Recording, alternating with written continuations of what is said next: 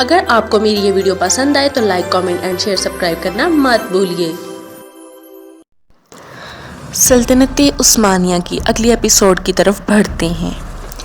ایشیائی کوچک کے جنوب مشرق اور شمال کے واقع ترسوسن کے علاقے میں دونوں ملکوں کے درمیان سرحدی تنازعات۔ اس علاقے میں کئی اماراتیں بکھری ہوئی تھیں اور کئی قبائل تھے جو دولت عثمانیہ اور دولت مملوکیہ کے درمیان جھولے کی طرح جھولتے رہتے تھے، اور اس طرح ان کا جھولنا دونوں ملکوں کے درمیان بے چینی کا سبب بنا ہوا تھا۔ دونوں ملک ان علاقوں کی وجہ سے ہمیشہ ایک دوسرے سے کھچے رہتے تھے۔ سلطان سلیم نے ان روز کے جھگڑوں کو ختم کرنے کے لیے مناسب خیال کیا کہ ان پر مکمل قبضہ حاصل کر کے انہیں دولت عثمانیہ کا حصہ بنا لیا جائے۔ مملوکی دولت کا اپنے زیر نگیں ان علاقوں پر ظلم و ستم اور اہل شام اور علماء مصر کی مملوکی دولت سے نجات اور عثمانی دولت کے ساتھ الحاق کی خواہش۔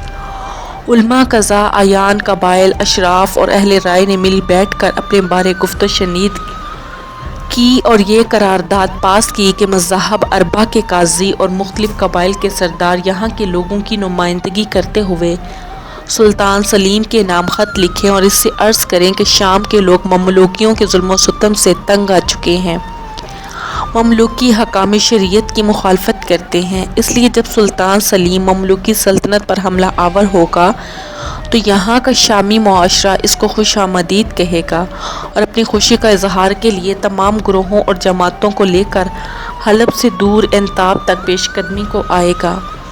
یہ لوگ عثمانیوں کو اپنے علاقوں میں ہرگز خوش آمدید نہیں کہیں گے جب تک سلطان سلیم اپنا قاصد روانہ نہ کر دے اور جو قابل اعتماد آدمی ہو اور ہمیں خفیہ طریقے سے آ کر ملے اور امان کا وعدہ کرے تاکہ لوگوں کے دل مطمئن ہو جائیں۔ ڈاکٹر محمد حرب نے ذکر کیا ہے کہ یہ خط استنبول میں توپ قابض میوزیم کے ریکارڈ میں موجود ہے۔ اس کا نمبر 26/11/634۔ انہوں نے بیان کیا ہے کہ اس دستاویزات کا عثمانی زبان سے عربی زبان میں ترجمہ حسب ذیل ہے۔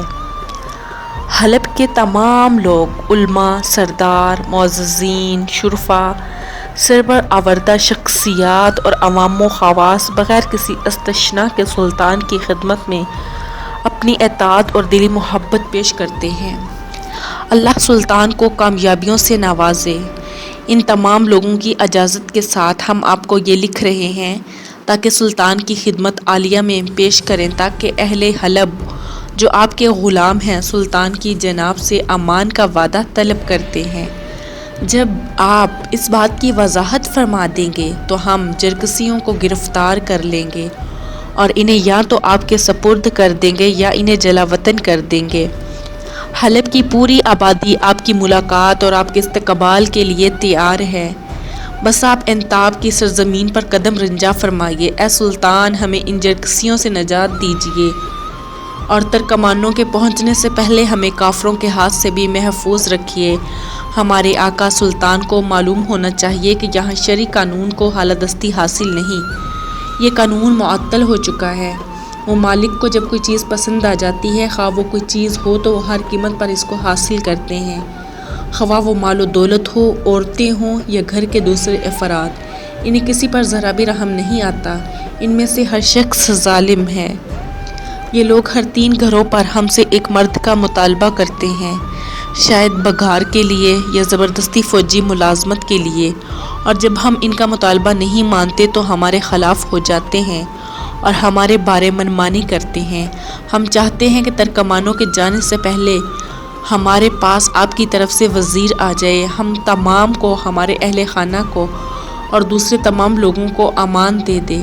آپ ہماری طرف اپنا کوئی قابل اعتماد آدمی بھیجیں جو خفیہ طریقے سے آئے، ہم سے ملاقات کرے اور ہمیں امان دے تاکہ ہم فقیروں کے دل مطمئن ہو جائیں۔ رہے مصر کے علماء اور فقہاء تو عبداللہ بن رضوان اپنی کتاب تاریخ مصر مخطوطہ نمبر 4971 بایزید لائبریری استنبول میں لکھتے ہیں، علماء مصر جو خود مصری معاشرہ سے تعلق رکھتے ہیں اور اس معاشرہ کی نمائندگی کرنے والے ہیں، مصر میں جو بھی عثمانی سفیر آتا ہے اس سے خفیہ ملاقات کرتے ہیں اور اسے اپنی شکایات کرتے ہیں اور انہیں اس بات پر ابھارتے ہیں کہ وہ آئیں اور مصر کو مار بھگائیں اور اپنے قبضہ میں لے لیں۔ مصر کے علماء سلطان سلیم اول سے خط و خطابت کرتے رہتے تھے تاکہ وہ مصر پر حملہ کر کے اس پر قبضہ کر لیں۔ نمبر 4، دولت عثمانیہ کے علماء کی بھی یہی رائے تھی کہ مصر اور شام کو دولت عثمانیہ کا حصہ بنا دیا جائے تاکہ امت مسلمہ کے اہم ترین اہداف پورے ہو سکیں۔ بحر احمر اور مقدس اسلامی علاقوں پر تغالی خطہ منڈلا رہا تھا۔ اسی طرح حضرت یوحنا علیہ السلام کے حواری کے گھڑ سوار کا خطرہ بحر متوسط پر چھایا ہوا تھا۔ سرفہرست یہی اسباب تھے جس کی وجہ سے سلطان سلیم نے مشرق کی طرف توجہ دی۔ پہلے تو اس سلسلہ میں مملوکی فوجوں کے ساتھ معاہدہ ہوا اور پھر مجبوراً انہیں مملوکی حکومت کے خاتمہ کے بعد ان تمام خطرات سے نمٹنے کی ذمہ داری خود پورا کرنا پڑی۔ ہم اس سلسلہ میں سلطان کے اس خط سے استدلال کرتے ہیں جو انہوں نے آخری مملوک سلطان تومان باسی کو لکھا۔ جبکہ تومان کو ریدانیہ کے میدان میں شکست ہوئی، میں نے اسعار و امصار کے علماء کے فتویٰ کی وجہ سے تم پر چڑھائی کی ہے۔ میں رافضیوں اور فاجروں کے ساتھ جہاد کرنا چاہتا تھا، لیکن جب تمہارے امیر غوری نے بغاوت کی، رافضیوں کے ساتھ ایکا کر کے اپنے لشکروں کو حلب کر لیا، میری مملکت کی طرف بڑھنے کی خواہش کرنے لگا جو میرے آباء و اجداد کی میراث ہے، اور مجھے یقین ہو گیا کہ میرے ملک پر حملہ ہوگا، تو میں نے رافضیوں کو چھوڑ دیا اور مصر کی طرف چل دیا۔ جنگ دولت عثمانیہ اور دولت صفویہ کے درمیان واقع ہونے والے حالات و واقعات کے بعد سلطان مملوکی کے لیے لازم ہو گیا تھا کہ وہ اس واقعے کے بارے میں کوئی ایک موقف اختیار کرے، صفویوں کے خلاف عثمانیوں کی طرفداری کرے، عثمانیوں کے خلاف صفویوں کی طرفداری کرے، طرفین کے درمیان غیر جانبداری کا موقف دے۔ سلطان مصر غوری نے بظاہر غیر جانبداری کے موقف کو اپنایا، لیکن در پردہ صفوں سے مل گیا۔ دولت عثمانیہ کے خبر رساں اداروں نے ایک ایسا خفیہ خط پکڑ لیا جو مملوکیوں اور فارسوں کے ساتھ معاہدہ کر رہا تھا۔ سلطان سلیم بلاد فارس میں صفوی شیعوں پر دوبارہ حملہ کرنا چاہتا تھا، حالانکہ حالات جو تھے بہت کشیدہ ہونے کے باوجود سلطان سلیم نے مناسب خیال کیا کہ اس کی پیٹھ محفوظ ہونی چاہیے، اور یہ صرف اسی صورت میں ممکن ہے کہ مملوکی دولت کو وہ اپنی املاک میں ضم کر لے۔ الغرض دونوں لشکروں کی حلب کے مضافات میں 1517 عیسوی کو مرچ دابق کے مقام پر مڈبھیڑ ہوئی۔ عثمانیوں کو جنگ میں فتح ہوئی، غوری قتل ہوا۔ مرنے کے بعد عثمانیوں نے غوری کی لاش کو بڑی عزت و احترام سے اٹھایا، اس پر نماز جنازہ پڑھی اور اسے حلب کے مضافات میں دفن کیا۔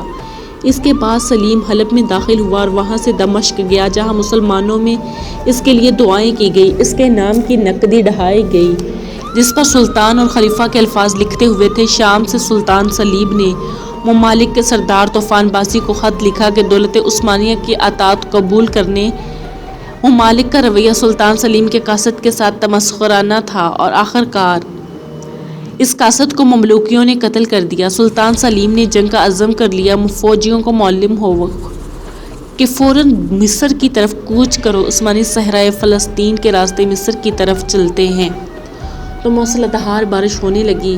صحرا کی نرم و گداز مٹی جس پر چلنا دشوار تھا اور جانوروں کے پاؤں دھس جاتے تھے، قدرت نے قدرے سخت کر دیے، اور یوں یہ سفر بڑی آسانی سے طے ہو گیا۔ مورخ سلحشور جو سلیم اول کے ہم جلیس اور مصاحب ہوئے تھے، اپنی کتاب مخطوطہ فتح نامہ دیار عرب میں لکھتے ہیں کہ سلیم قدس شریف کی مسجد صخرہ میں خوب رویا اور صلاۃ الحاجہ بھی پڑھی، اور اللہ تعالیٰ سے دعا کی کہ مصر اس کے ہاتھوں سے فتح ہو۔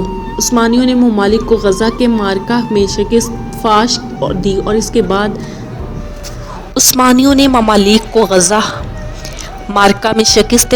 اور اس کے بعد دیدانیہ میں دوبارہ مصریوں کو ہزیمت اٹھانا پڑی۔ درج ذیل اسباب تھے جس کی وجہ سے ممالک کو شکست ہوئی۔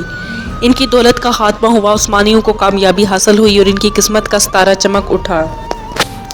عثمانیوں کو عسکری برتری حاصل تھی۔ مملوکی توپ خانہ بھاری توپوں پر مشتمل تھا جنہیں ایک ہی جگہ نصب کر دیا گیا تھا اور ان کو ایک جگہ سے دوسری جگہ منتقل منتقل کرنا ممکن نہ تھا، جبکہ عثمانی توپ خانہ ہلکی پھلکی توپوں پر مشتمل تھا جسے ہر طرف منتقل کیا جا سکتا تھا۔ عثمانیوں کا جنگی پلان بہت محتاط تھا، اگرچہ عثمانیوں نے بامر مجبوری بڑی تیزی سے طویل سفر کر کے مصر پہنچنے کی کوشش کی، ایسی سرزمین پر حملہ کیا جس پر ان کے مخالفین کا قبضہ تھا اور انہوں نے اچانک ممالک کو آ لیا تھا، لیکن پھر بھی انہیں کامیابی ہوئی کیونکہ یہی چیز تو کامیابی کے اہم عوامل میں سے ہیں۔ اس کی دوسری دلیل یہ ہے کہ جب مملوکی توپ خانہ کو منتقل کرنے کی کوشش کی گئی تو عثمانی لشکر کے کئی دستے گھوم کر مملوکی لشکر کے عقب میں پہنچ چکے تھے، جنہوں نے بھاری غیر متحرک توپوں کی منتقلی کو ناممکن بنا دیا تھا۔ پھر مقدم قاہرہ کی جانب مشرق میں ایک پہاڑ کے راستے عثمانی فوجوں کے داخلے نے مملوکی توپ خانے کو مفلوج کر کے رکھ دیا۔ نتیجہ مملوکی لشکر کی صفوں میں کھلبلی مچ گئی اور وہ بہت بری طرح عثمانیوں کی تلواروں کا لقمہ تر بننے لگے۔ عثمانی لشکر کے حوصلے بلند تھے، ان کی جہادی تربیت اعلیٰ پیمانے پر ہوئی تھی، یہ لوگ مطمئن تھے کہ ان کی جنگ عدل پر مبنی ہے، جبکہ مملوکی فوجوں میں یہ سب باتیں نہیں پائی جاتی تھیں۔ دولت عثمانیہ زندگی کے تمام پہلوؤں میں شریعت اسلامیہ کا التزام کرتی تھی۔ ملک میں بسنے والی پوری آبادی کے ساتھ انتہائی درجہ کا عدل بڑھتا جاتا تھا، لیکن اس کے برعکس دولت مملوکی شریعت محمدیہ سے انحراف کر چکی تھی اور اپنی رعایا پر ظلم ڈھا رہی تھی۔ مملوکی امراء میں سے تقریباً تمام فوجی قیادت سلطان سلیم کے لشکر میں شامل ہونے کے لیے تیار تھی۔ یہ لوگ دولت عثمانیہ کے ساتھ تعاون کرنے کو سعادت خیال کر رہے تھے اور چاہتے تھے کہ عثمانی حکومت کے ماتحت رہ کر اپنے فرائض منصبی سر انجام دے۔ اس طرح کے قائدین میں خانیر بیگ اور جان بروغزالی کے نام آتے ہیں، جن میں سے اول ذکر کو سلیم کی طرف سے مصر کی حکومت اور ثانی ذکر کو دمشق کی حکمرانی تفویض کی گئی۔ مملوکیوں کو 1516 عیسوی اور 1517 عیسوی کے عرصہ میں شکست ہوئی، جبکہ ان کی مملکت اپنے بڑھاپے کی عمر کو پہنچ چکی تھی اور ان کی تاریخ کا آخری صفحہ قلم بند ہونا تھا۔ بحیثیت ایک بہت بڑی اسلامی طاقت کے خواہ مشرق اوسط میں یا پوری دنیا میں وہ اپنا تشخص اور اپنے شباب کو برقرار رکھنے پر اپنی قدرت کھو بیٹھے تھے، سو ان کی حکومت زوال پذیر ہوئی اور ان کے زیر نگی علاقے عثمانیوں کے قبضے میں چلے گئے۔ ڈاکٹر علی حسون نے اپنی کتاب تاریخ عجائب آثار فی تراجم اخبار جلد اول میں عظیم سلاطین عثمانی کے عہد میں مصر کے اندر عثمانی حکومت کے خدوخال کے بارے میں کچھ باتیں نقل کی ہیں۔ مصر ایک دفعہ پھر خلافت اسلامی کی طرف لوٹ آیا، جیسا کہ وہ ابتدائی اسلامی دور میں تھا۔ جب سلطان سلیم مصر کے تخت حکومت پر براجمان ہوا تو تمام جراثیم کو معاف کر دیا۔ مصری سلاطین کے اوقاف سے کچھ تعرض نہ کیا، بلکہ اوقاف، منافع، چراگاہوں اور حرمین شریفین کی آمدنی اور محاصل کے لیے درجات مقرر کر دیے، یتیموں، مشائخ اور معذوروں کے لیے وظائف مقرر کر دیے، قلعوں کی تعمیر اور صوفیہ کے مصارف کا بندوبست کیا، مظالم، لوٹ کھسوٹ اور تمام ناجائز ٹیکسز ختم کر دیے۔ تمام علاقوں میں نظم و نسق پیدا ہوا۔ جب سلطان سلیم اول فوت ہوا تو ان کا بیٹا غازی سلطان سلیمان علیہ الرحمہ رضوان تخت نشین ہوا، جنہوں نے بہترین اصول حکمرانی کی بنیاد رکھی، اعلیٰ مقاصد کی تکمیل کی، ملک کے تمام علاقوں میں نظم و نسق پیدا کیا، اندھیروں کو مٹایا، دین کے مینار کو بلند کیا، کافروں کی آگ کو بھسم کیا۔ تمام علاقے ان کی سلک حکومت میں پوری طرح منظم رہے اور ان کے حکم کے مطابق اپنے ابتدائی دور حکومت میں خلفائے راشدین کے بعد ملت اسلامیہ کے امور کو سب سے بہتر انداز میں سر انجام دینے والے، دین کے سب سے زیادہ محافظ اور مشرکین کے خلاف سب سے زیادہ جہاد کرنے والے تھے۔ اس لیے ان کی محروسہ مملکت کی حدود دور دور تک جا پہنچی، کیونکہ اللہ کریم نے ان کے اور ان کے خلفاء کے ہاتھوں بہت سارے علاقے فتح فرما دیے۔ اس سب کچھ کے علاوہ انہیں یہ سعادت بھی حاصل تھی کہ وہ حکومتی معاملات میں، سرحدوں کی حفاظت میں، اسلامی شعائر کے قیام، سنت محمدیہ کے التزام میں،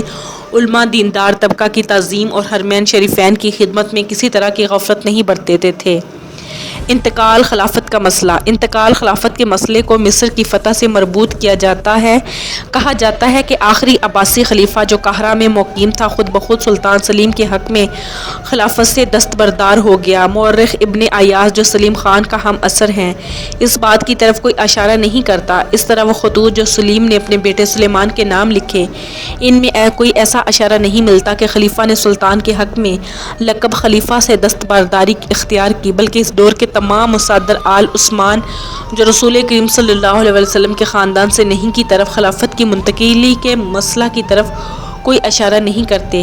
تاریخی حقیقت یہ ہے کہ سلطان سلیم 920 ہجری کے مطابق 1514 عیسوی سے اپنے اوپر لقب خلیف اللہ کا اطلاق کرتا آ رہا تھا، یعنی شام اور مصر کی فتح اور حجاز مقدس کے اعلان کی خضوع سے پہلے سلطان سلیم اور اس کے آباء و اجداد کو ایک عظیم مقام حاصل ہوا جو لقب خلافت کے استعمال سے پوری طرح مطابقت رکھتا تھا، بالخصوص اس وقت جب قاہرہ میں جو مرکز خلافت تھا کوئی دم خم نہیں کر رہا تھا۔ سلیم کی فتوحات نے اسے طاقت اور روحانی و مادی اقتدار عطا کر دیا تھا، بالخصوص حرمین شریفین کے دولت عثمانیہ میں ضم ہونے کے بعد تو سلیم کی طاقت اور اقتدار پہلے سے کہیں زیادہ بڑھ گیا تھا اور عثمانی سلطنت کمزور مسلمانوں کی پناہ گاہ بن گیا تھا جس کی طرف وہ امید بھری نظروں سے دیکھ رہے تھے، اور ایشیا اور افریقہ دونوں اسلامی اور اس کے ساتھ ساتھ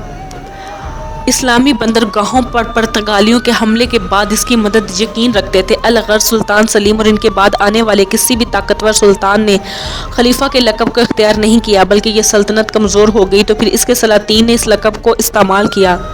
مملوکی دولت کے خاتمے کی وجوہات۔ مملوکی سلطنت کے خاتمے کے پیچھے بہت سے عوامل کار فرما تھے جن میں اہم درج ذیل ہے۔ مملوکی سلاطین نے ترقی یافتہ جنگی پالیسی اپنانے سے احتراز کیا۔ انہوں نے نہ تو جدید اسلحہ کا بندوبست کیا اور نہ ہی جدید فنون حرب سے استفادہ کی طرف توجہ دی۔ ممالک گھڑ سوار طریقہ جنگ پر اعتماد کرتے رہے جو قرون وسطیٰ میں مروج رہا تھا، جبکہ عثمانی جدید آتشیں اسلحہ بالخصوص توپ خانہ استعمال میں لاتے۔ ممالک کے درمیان اقتدار کی رساکشی جاری رہی تھی اور بہت سے فتنے، شورشیں اور فسادات پیدا ہو چکے تھے جن کی وجہ سے مشکل ترین وقت میں حکومت مستحکم نہ رہ سکی۔ مملوکی سلاطین سے رعایا کی بات کی نفرت۔ کیونکہ ممالک نے رعایا سے الگ الگ ایک اعلیٰ طبقہ قائم کر رکھا تھا جو عام لوگوں کی پہنچ سے دور تھا، خود مملوکیوں کے صفوں میں کچھ اختلافات رونما ہوئے تھے۔ اس کے ساتھ ساتھ حلب خانیر بیگ اور جامبر و غزالی نے سلیم کو خوش آمدید کہا۔ ان کی وجہ سے مملوکی دولت بہت تیزی سے تنزل کا شکار ہوئی۔ تباہ شدہ اقتصادی صورتحال بالخصوص جب مصر سے گزرنے والے تجارتی راستے میں تبدیل ہو گئے اور نئے امید افزا راستوں کا انکشاف ہو گیا، اور اہم ترین عامل جو پہلے تمام کاموں اور اس کے ساتھ ساتھ تمام عوامل کا جامعہ ہے، یہ ہے مملوکیوں نے قانون خداوندی کی پاسداری چھوڑ دی تھی، جبکہ ان کے مقابلے میں عثمانی الہی شریعت پر ہمیشہ کی طرح آج بھی کاربند تھے۔ حجاز مقدس پر عثمانیوں کی عملداری۔ حجاز مقدس مملوکیوں کے تابع تھا۔ جب شریف مکہ برکات بن محمد کو معلوم ہوا کہ سلطان غوری اور اس کا نائب تومان بھائی قتل ہو چکے ہیں تو انہوں نے فوراً سلطان سلیم اول کی طرف قبول کر لی اور خانہ شریف کی چابیاں اور اس کے ساتھ ساتھ سعادت بھی حاصل ہوئی۔ اب سلطان سلیم عالم اسلامی کی سب سے طاقتور فرما روا ہے اور اس کی قدر و منزلت پہلے سے کہیں بڑھ گئی تھی، بالخصوص جب دولت عثمانیہ نے مقدس مقامات کے لیے بہت سی سیر کروائی اور ان اوقاف کی آمدنی قصر سلطانی میں اور اس کے ساتھ ساتھ حجاز مقدس اور بحر احمر کے ساتھ سلطان کی اطاعت اور دوستی کی ذمہ داریاں پوری کریں۔ سلطان سلیم نے اپنے اس منصب پر کاف باقی رکھنے سے اتفاق کیا۔ یمن کو بہت بڑا اہمیت حاصل تھا، اسے بحر احمر کی کلید کا خیال تھا اور اس کے علاوہ یہ خطرہ پرتگالی خطرہ کے علاوہ تھا جو ہر وقت یمنی ساحلوں کو خوف زدہ رکھتا تھا۔ اس چیز نے سلطان کو اس بات پر مجبور کیا کہ وہ بحری فوج بھیج کر اس خطرے کا سدباب کرے، مگر یہ مہم اس تنازع کی نہیں ہے اور اس کے ساتھ ساتھ حاکم جدو اور عثمانی کے ایک قائد ادریس کے سلمان کے درمیان پیدا ہو گیا تھا۔ اس کے بعد سلطان نے سلیمان پاشا اور ناوتی کی سرکردگی میں 945 ہجری تا 1538 کو ایک دوسری مہم روانہ کی۔ اس مہم میں 74 جہاز اور 20,000 افراد شریک ہوئے۔ اس حصے کا حملے کا مقصد یمن پر بالعموم اور عدن پر بالخصوص قبضہ کر کے باب المندب کی تنگنائی کو پرتگالی جہازوں کے لیے بندہ کرتا تھا اور اس کے ساتھ ساتھ عثمانی عدن میں 946 ہجری بے مطابق 1539 عیسوی کو داخل ہوئے۔ 952 ہجری تاکہ حضرت محمد واقع ہوں اور بعض عربی بندرگاہوں پر قبضہ کریں، جن میں الشہر اور المقلا خاص طور پر یقین ہے۔ اور اس کے ساتھ ساتھ اس حملے کا مقصد یمن پر بالعموم اور سلمان پاشا نے اپنی بحریہ کے ساتھ پیش قدمی جاری رکھی تاکہ حضرات یا حضرموت میں واقع بعض عربی بندرگاہوں پر قبضہ کرے، جس میں سے الشہر اور المقلا خاص طور پر قابل ذکر ہے۔ اور اس کے ساتھ ساتھ خاص طور پر قابل ذکر ہیں اور 964 تا 1557 ہسٹری کو